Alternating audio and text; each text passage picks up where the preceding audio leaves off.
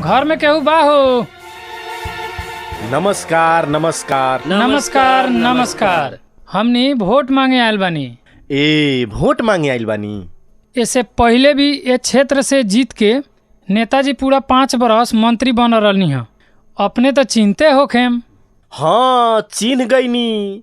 5 साल पहले अपने के वोटे के बेर देख ले रही। कथी बानू, चुनाव जीतला के बाद में नेता बिजी हो जाले, अगर मंत्री बन गईल तो और ज्यादा बिजी।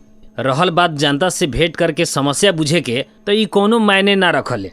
हम भेंट करी चाहे ना, लेकिन जनता के काम ना रुके के चाही, है कि ना? ओ बहुत महान विचार प्रस्तुत कैनी नेताजी। अपने के तो सम्मान करे के चाही। 1 सेकेंड नेताजी। देखले बेवकूफ बना दिलिए। एकरे के कहल जाला नेतागिरी। बात काटे के लूर हो गलौ तो समझ जो नेता हो गेले। नेताजी हमरा तरफ से ही सम्मान स्वीकार करल जाओ। इनका के फेरू अपने सब परिवार गांव समाज मिल के जिताई, इहे अनुरोध करे आयल बनी। यह हमनी के घोषणा पत्र। फुर्सत मिला के एकरो के पढ़ लेवल जाई। हमनी खाने पानी, स्वास्थ्य, शिक्षा, ई अपने के गांव के रोड जौन बानू ओकरा के अब की हेमा मालिनी के साफ गाल लेखान चिकन बनवा देम। अपने लोगन के अगला 5 बरस के खातिर तनको टेंशन ना लेवे के पड़ी। एक बेर और इनका के जिता के देखू। अपने के बात सुन के हमर दिल गदगद हो गईल। 5 साल के बाद हमरा दुआर पर आयल बानी।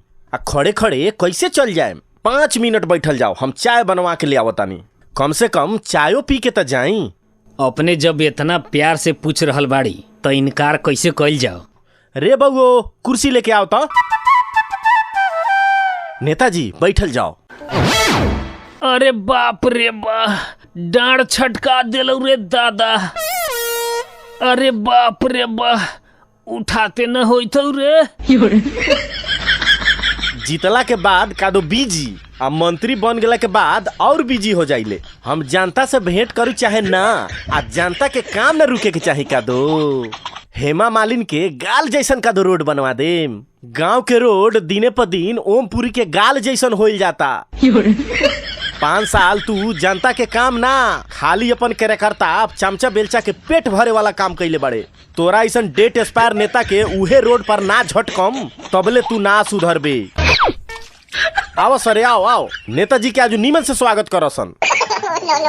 अरे अरे बाप रे, अरे छोड़ छोड़ छोड़, मर जाम रे, गोड़ टूट जाई, हाथ टूट जाई।